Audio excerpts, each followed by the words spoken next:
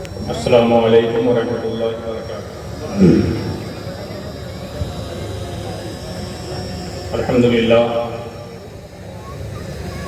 الحمدللہ لم یزل عالما قدیرا حیا قیوما سمیعا بصیرا، والصلاة والسلام علی رسولہ ارسلہ الی الناس کافۃ بشیرا ونذیرا،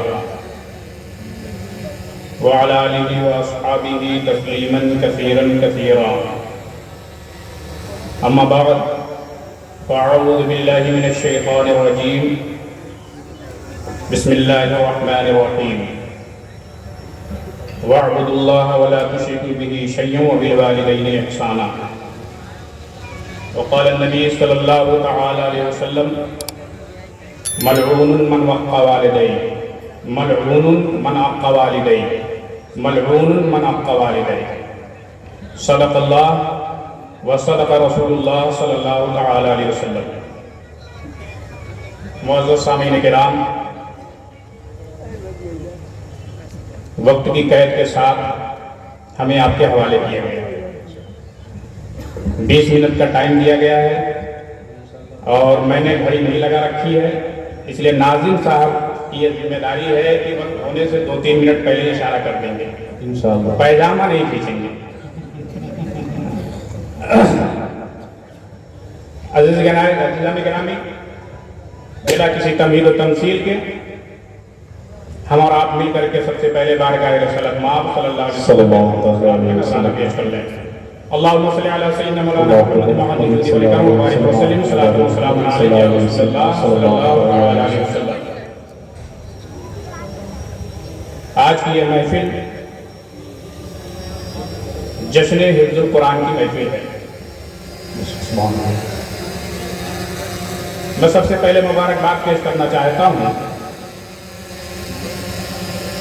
اپنے عزیز دوست حضرت حافظ القاری عبدالرحیم صاحب اویسی اور ان کی پوری کمیٹی، اور یہاں پر علم حاصل کرنے والے سارے طلباء اور اس علاقے کے تمام زندہ دل مسلمان اور دور دراز سے آئے ہوئے اس مجلس کو کامیاب بنانے کے لیے اور کچھ سیکھنے کے لیے جو دور دراز سے سفر کر کے آئے ہیں، وہ سب لائق مبارکباد سبحان اللہ کہ اس مہنگائی کے زمانے میں بھی جب لوگ صحیح سے زکوٰۃ نہیں نکالتے ہیں، کچھ ایسے مخیر لوگ ہیں جو اپنی پاکیزہ کمائی سے کچھ حصہ نکال کر کے اس جیسے ادارے کو چلاتے ہیں۔ سبحان اللہ، یہ سب آپ کی کمائی کا جیتا جاگتا ثبوت ہے جو آپ کے نگاہوں کے سامنے ہے۔ سبحان اللہ، میں اس پر آپ سب کو مبارکباد پیش کرتا ہوں۔ سبحان اللہ۔ آج کی یہ محفل چونکہ حفظ قرآن سے متعلق ہے، اس لیے میں چاہتا ہوں کہ کوئی ایسی بات میں آپ کے گوش گزار کر دوں جسے آپ آسانی کے ساتھ سمجھ سکیں اور اپنی زندگی میں بلا کسی دقت اور پریشانی کے اس پر عمل بھی کر سکیں۔ چونکہ میرے مرشد گرامی سیدی سندی زکری لیوم غدی حضور مخدوم ملت مدہ ذلہ العالی یہ بارہا تلقین فرماتے ہیں کہ جلسہ عوام کے لیے ہوا کرتا ہے تو ان سے بالکل سادے لب و لہجے میں گفتگو کی جائے، ان کے معیار کے مطابق گفتگو کی جائے جس سے وہ بات کو سمجھ سکیں اور اسے اپنی عملی زندگی میں اتار سکیں۔ میں اپنے مرشد گرامی کی تلقین کے مطابق آسان لب و لہجے کہ ہمارے مخاطب آپ ہیں، یہ اہل منبر یہ تو صرف تبرکن ہوتے ہیں، آپ کی محفل میں چار چاند لگانے کے لیے ہوتے ہیں، ورنہ یہ تو ہم سے کہیں زیادہ جاننے والے ہیں۔ تو ہمارا خطاب آپ سے قرآن مقدس جس میں ایک قول کے مطابق 6666 آیتیں ہیں، ان ساری آیتوں کو ان بچوں نے اس مختصر سی عمر میں مکمل طور سے من معن ایک ایک حرف کے ساتھ اپنے سینے میں محفوظ رکھا۔ ہم اور آپ تو حافظ نہیں ہیں، لیکن کوئی مسلمان ایسا نہیں ہوگا کہ جس کے سینے میں قرآن کی کوئی آیت نہیں۔ میں بخاری شریف کی ایک حدیث مبارک آپ کو سنانا چاہتا ہوں، اور میں آپ کو ایک نسخہ دینا چاہتا ہوں جو حدیث نبوی کا، جسے عام طور سے مسلمان اپنے سینے میں محفوظ رکھتے ہیں، اسے وہ جان کر کے عملی طور پر اسے اپنی زندگی میں لا سکتے ہیں۔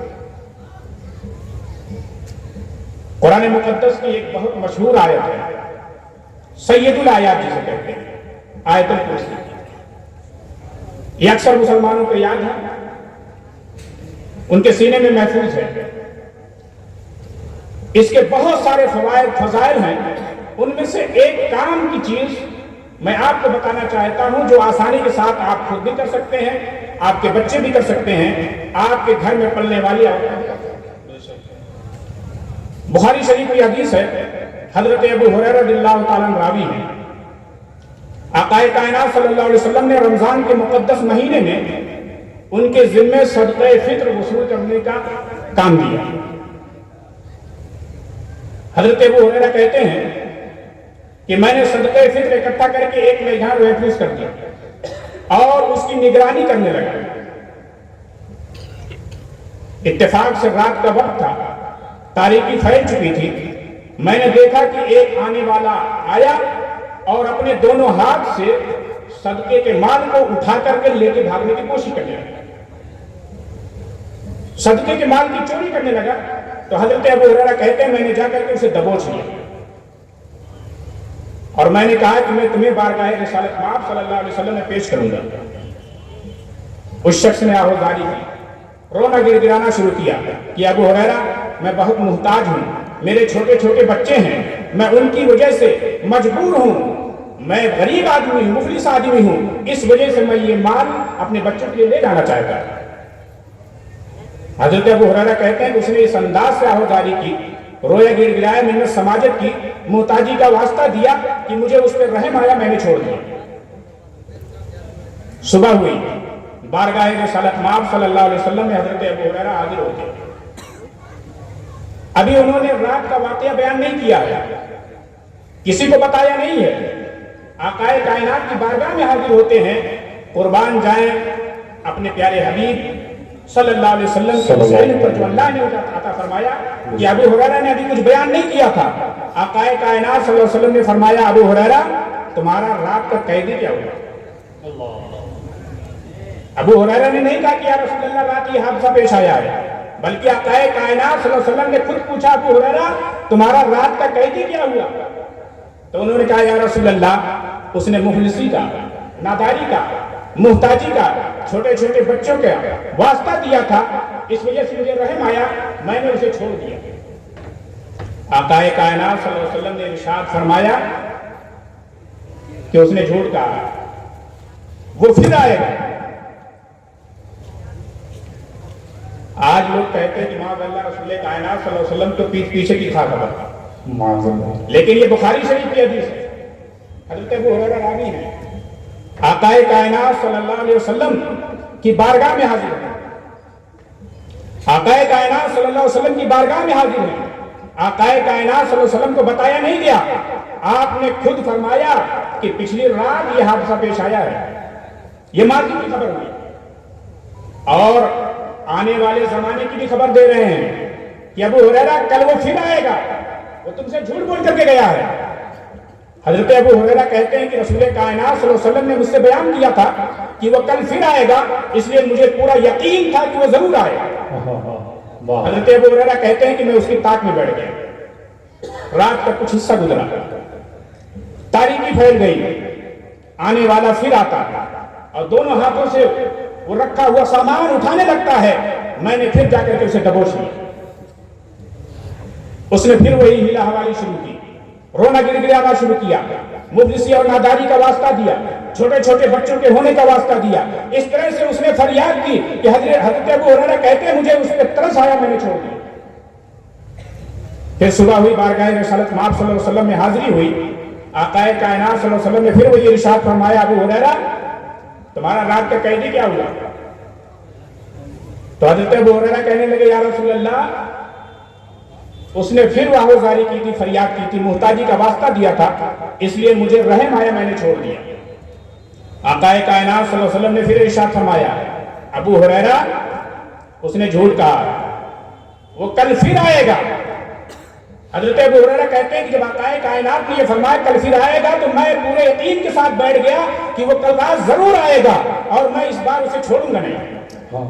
حضرت ابو ہریرہ تاک میں بیٹھ جاتے ہیں، تیسری رات ہے، آنے والا پھر آتا ہے اور صدقہ فطر کی رقم کو اپنے ہاتھوں سے اٹھانے لگتا ہے۔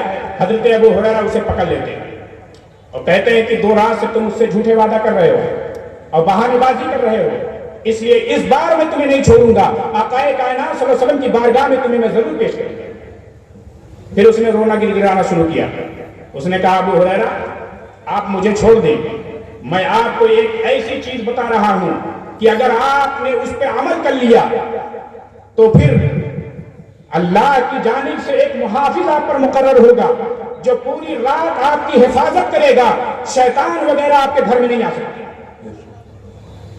اس نے کہا ابو ہریرہ وہ جانتے ہو کیا چیز ہے؟ وہ آیت الکرسی ہے، آیت الکرسی کی آپ تلاوت کر لیں تو اللہ کی جانب سے خود ایک محافظ مقرر ہوگا جو پوری رات آپ کی حفاظت کرے گا، شیطان وغیرہ تمہارے قریب نہیں آ سکتے۔ سبحان اللہ۔ تو حضرت ابو ہریرہ رضی اللہ تعالیٰ نے عرض کیا یا رسول اللہ، وہ پھر رو گڑ گڑا رہا تھا، محتاجی کا واسطہ دے رہا تھا، لیکن میں نے کہا کہ میں تمہیں چھوڑوں گا نہیں، میں تمہیں بارگاہ رسالت مآب صلی اللہ علیہ وسلم میں ضرور پیش کروں گا۔ تو اس نے کہا ابو ہریرہ آپ مجھے چھوڑ دیجئے، میں آپ کو ایک ایسی بات بتا رہا ہوں کہ اگر آپ اسے کر لیں گے تو پوری رات اللہ کی جانب سے محافظ مقرر ہوگا اور تمہارے پاس شیطان وغیرہ نہیں آئے گا۔ تو آقا کائنات صلی اللہ علیہ وسلم نے ارشاد فرمایا ابو ہریرہ اس نے یہ بات سچ کہی ہے، حالانکہ وہ بہت بڑا جھوٹا تھا، وہ مستقل جھوٹ بول رہا تھا، لیکن اس نے جو یہ عمل بتایا ہے یہ عمل بالکل صحیح ہے۔ اور ابو ہریرہ جانتے ہو کہ وہ کون تھا جو 3 دن سے تمہارے پاس آ رہا تھا، جو سامان چوری کر رہا تھا، وہ کون تھا جانتے ہو؟ تو حضرت ابو ہریرہ نے کہا یا رسول اللہ مجھے نہیں معلوم۔ تو آپ نے فرمایا کہ وہ شیطان تھا جو چوری کر رہا تھا، وہ مستقل تم سے جھوٹ بول رہا تھا، لیکن اس نے جو یہ بتایا ہے کہ آیت الکرسی کی جہاں تلاوت ہوتی ہے وہاں اللہ کی جانب سے محافظ مقرر ہو جایا کرتا ہے، یہ بات بالکل سچی ہے۔ آج ہم اور آپ اپنے سامان کی حفاظت کے لیے پہرے دار رکھتے ہیں، رت جگہ کرتے ہیں، اہتمام کرتے ہیں، تالے لگاتے ہیں۔ اگر ہم رسول کائنات صلی اللہ علیہ وسلم کی اس حدیث مبارک پر عمل کر لیں تو انشاءاللہ تعالی ہمیں پہرے دار رکھنے کی ضرورت نہیں ہوگی، اللہ کی جانب سے ایک محافظ مقرر ہوگا جو ہمارے سامان کی حفاظت کرے گا، ہمیں شیطان سے بچائے گا۔ تو قرآن مقدس کی ایک آیت الکرسی ہے جو آپ کو یاد ہے، آپ اس پہ خود بھی عمل کریے، اپنے بچوں کو تلقین کریے اور اپنے گھر والی کو بھی یہ بتائیے کہ جب رات میں وہ بستر پر جائے تو آیت الکرسی کی تلاوت کر لیا کرے، اس کی برکت سے انشاءاللہ تعالی آپ کا گھر شیطان سے بھی محفوظ ہوگا اور چور ڈکائی سے بھی سلامت رہے گا۔ سبحان اللہ۔ یہ ایک مختصر پیغام تھا جس میں آپ کو محنت کرنے کی ضرورت نہیں ہے، روپیہ صرف کرنے کی ضرورت نہیں ہے، مشقت اٹھانے کی ضرورت نہیں ہے۔ آپ جب بستر پہ جائیں تو آیت الکرسی کی تلاوت کر لیں اور اس کے فیض و برکات سے آپ مالا مال ہوں۔ بے شک، سبحان اللہ، سبحان اللہ۔ میں نے آیت مبارکہ کی تلاوت کی تھی والدین سے متعلق، بے شک، چونکہ وقت بہت مختصر ہے، محفل ختم قرآن کی تھی، اس لیے میں نے ایک آیت کے متعلق آپ سے حدیث مبارک بیان کر دی تاکہ آپ جب یہاں سے باہر جائیں تو ایک پوچھے کہ کیا پیغام آپ کو ملا ہے تو آپ یہ بتا سکیں کہ آیت الکرسی کا وظیفہ مجھے ملا ہے۔ بے شک، سبحان اللہ۔ آپ جانتے ہیں کہ والدین کا مقام و مرتبہ کتنا بلند و بالا ہے۔ انسانی رشتوں میں سب سے زیادہ معظم، سب سے زیادہ بابرکت، سب سے زیادہ باعظمت رشتہ وہ والدین کا رشتہ۔ بے شک، آقا کائنات صلی اللہ علیہ وسلم کی بارگاہ میں ایک صاحب حاضر ہوتے ہیں، وہ عرض گزار ہوتے یا رسول اللہ، ایک سنگلاخ راستہ، ایک پتھریلا راستہ اور گرمی کی شدت کی وجہ سے وہ شعلے کی طرح سے جل رہا کہ اگر اس پہ گوشت ڈالا جاتا تو شاید وہ کباب بن جاتا۔ ایسے خطرناک راستے پر، ایسے تکلیف دہ راستے پر میں نے اپنی بوڑھی ماں کو، کمزور ماں کو اپنی گردن پہ سوار کرا کے 6 میل کا سفر طے کیا۔ 1 میل لگ بھگ تقریباً 3 किलोमीटर का होता है। वो कहते या रसूल अल्लाह, मैंने अपनी गर्दन पर अपनी वालदा को सवार करके 6 मील का सफर तय किया है, क्या मैंने अपनी माँ का हक अदा कर दिया? अल्लाह। आकाए कायनात सल्लल्लाहु अलैहि वसल्लम इरशाद फरमाते हैं, लाल्लहु अन यकूना बितलक़तिन वाहिदा, ए शख्स सुन, शायद जो तुम्हारी पैदाइश के वक्त तुम्हारी माँ ने दर्द और तकलीफ उठाई है, उनमें से किसी एक झटके का बदला होगा। अल्लाह अल्लाह। आज हालात क्या हैं? हम और आप समझते हैं कि साल में एक मर्तबा ईद के मौके पर वालिदैन को ईदी दे दें, एक जोड़ा कपड़ा दे दें, 1000 रुपया दे दें, तो हमने उनका हक अदा कर दिया। लेकिन आप देखें रसूल कायनात सल्लल्लाहु अलैहि वसल्लम फरमाते हैं कि लाल्लहु अन यकूना बितलक़तिन वाहिदा, शायद ये पैदाइश के वक्त जो झटके उठाती है औरत, जो माँ तकलीफ बर्दाश्त करती है, उनमें से किसी एक का बदला होगा। आज हमारे घरों में एक आम शिकायत होती है, हमारे नौजवान, हमारे दोस्त अहबाब आम तौर से ये शिकायत करते हैं कि हम तो अपने वालिदैन के लिए इंतज़ाम करते हैं, उनके आराम का ख्याल रखते हैं, उन्हें पैसा भी मुहैया करते हैं, कपड़े जोड़े का भी इंतज़ाम करते हैं, खाने पीने का इंतज़ाम करते हैं, उसके बावजूद भी वो हमें बुरा भला कहते हैं। ये आम शिकायत है। आइए हदीस मुबारक की रोशनी में इसका भी जवाब आप लें। मैं अपनी बात नहीं कर रहा हूँ, ये हदीस रसूल है। एक साहब बारगाह रिसालत माब सल्लल्लाहु अलैहि वसल्लम में हाजिर हुए, उन्होंने अर्ज किया, या रसूल अल्लाह, मैं अपनी वालिदा के खाने पीने का इंतज़ाम करता हूँ, उन्हें हर तरह से आराम पहुँचाने की कोशिश करता हूँ, उसके बावजूद भी वो मुझे जुबान से तकलीफ देती है। पूरी तवज्जो से सुनिए। उन्होंने रसूल कायनात सल्लल्लाहु अलैहि वसल्लम की बारगाह में यह अर्ज किया, या रसूल अल्लाह, मैं अपने वालिदा के आराम का मुकम्मल ख्याल रखता हूँ, उनके नाने नफ़क़े का इंतज़ाम करता हूँ, सब कुछ करता हूँ, उसके बावजूद भी वो मुझे जुबान से तकलीफ देती है, मुझे सख्त सुस्त कहती है। तो आकाए कायनात सल्लल्लाहु अलैहि वसल्लम ने ये नहीं फरमाया कि उन्हें घर से बाहर कर दो। आकाए कायनात सल्लल्लाहु अलैहि वसल्लम ने ये नहीं कहा कि अब तुम उन्हें देना लेना बंद कर दो, उन्हें घर से दूर कर दो, उनसे अलग हो जाओ, उनका बाइकाट कर दो। बल्कि आकाए कायनात सल्लल्लाहु अलैहि वसल्लम ने इरशाद फरमाया, अद्दे हक़्क़हा वल्लाही लौ क़तअत रहमका मा अद्दैत रुबा हक़्क़हा अमा अलिमता अन्नल जन्नत तहता अक़दामिल उम्महात। क्या कहना, सुभान अल्लाह। आकाए कायनात इरशाद फरमाते हैं, शक तू उनका हक अदा करता रहा, कसम खुदा की, अगर वो तुम्हारे जिस्म से गोश्त का टुकड़ा भी काट लें, तब भी तू उनका चौथाई हक अदा नहीं कर सकता है। क्या तुझे मालूम नहीं है कि जन्नत माओ के कदमों तले? सुभान अल्लाह, सुभान अल्लाह, सुभान अल्लाह। वो साहब कहते हैं, या रसूल अल्लाह, वल्लाहि ला अक़ूलु लहा शैया, ऐ अल्लाह के रसूल, कसम खुदा की, अब मैं उन्हें कुछ भी नहीं कहूंगा। वो वापस घर जाते हैं, अपनी माँ के कदमों को चूम करके फरमाते हैं कि ऐ मेरी माँ, आकाए कायनात सल्लल्लाहु अलैहि वसल्लम ने मुझे इसी का हुक्म दिया।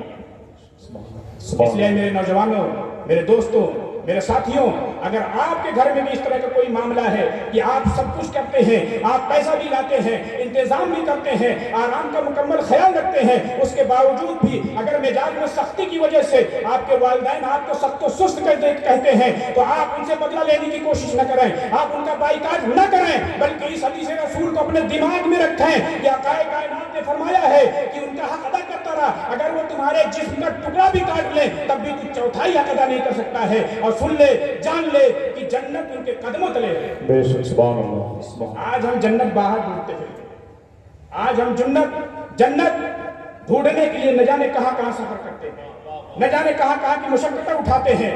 आकाए कायनात ने जन्नत को हमारे घर में दे दी है, आकाए कायनात ने हर घर में जन्नत दे दी है कि तुम जन्नत हासिल करना चाहते हो तो अपने वालिदैन की खिदमत करो, अपने माँ के साथ अच्छा सलूक करो, और अगर तुम अपनी आखिरत को संवारना चाहते हो तो वालिदैन के साथ हुस्न सलूक से पेश आओ। परवरदिगार आलम ने इरशाद फरमाया है, वबिल वालिदैन इहसाना, वालिदैन के साथ अच्छा सलूक करो।